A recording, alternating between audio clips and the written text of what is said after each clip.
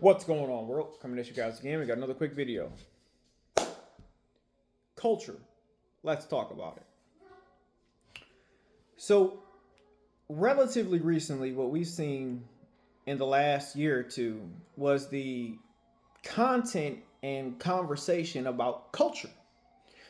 Specifically with Carmelo Anthony's statement of touch me and see what happens. Now, the reality of the situation, touch me and see what happens, is a phrase that has been commonly used for over 40 years. Like, touch me and see what happens, cross this line and see what happens, touch me, fuck around and find out. These are all cultural phrases that have been utilized and have transcended the generations for over 40 years. The statement for Carmelo Anthony to have said, touch me and see what happens, for any child that didn't grow up in the middle of nowhere, 99% of the time is aware that this is a warning. You can interpret it as a provocation, but it is still a warning because no action is going to take place unless you follow through, which is the definition of a warning, right? It's not necessarily a provocation, but the reality of the situation is it can possibly be interpreted that way. But everybody knows for over the last 40 years or longer that statements like this, in conjunction to where someone is telling you to leave or trying to take your backpack, this is a direct warning to let you know that, hey, I am willing to fight. I am willing to defend myself. You know, again, I've seen kids when I was a kid tell another kid who was way younger than me, and they were about the same age, maybe 6 years old. The one kid told the other kid, touch me and see what happens. And the other kid touched him and he punched him in the mouth.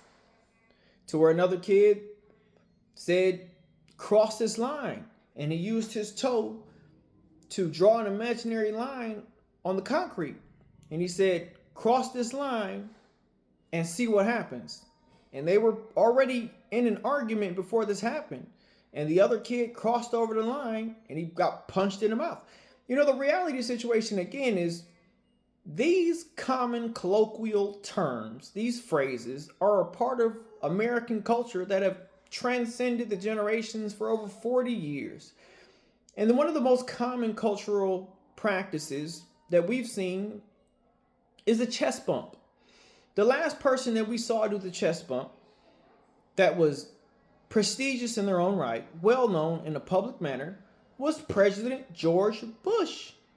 And the reality of the situation is, I would highly guarantee the fact that if President Bush, then or now, was involved with an argument with someone, and someone told President George Bush or former President George Bush to touch me and see what happens, I guarantee you that former President George Bush would understand and recognize this fact, that if he touched him, that he had better be ready to defend himself. So this ideology that Austin Metcalf was innocent in following through on a warning in which was given by Carmelo Anthony is ludicrous. And, you know, again, this is just one more way in which I've said specifically how, unfortunately, white people love to cry wolf. And the basis for most of white culture is white people can do no harm unless harm is done unto them.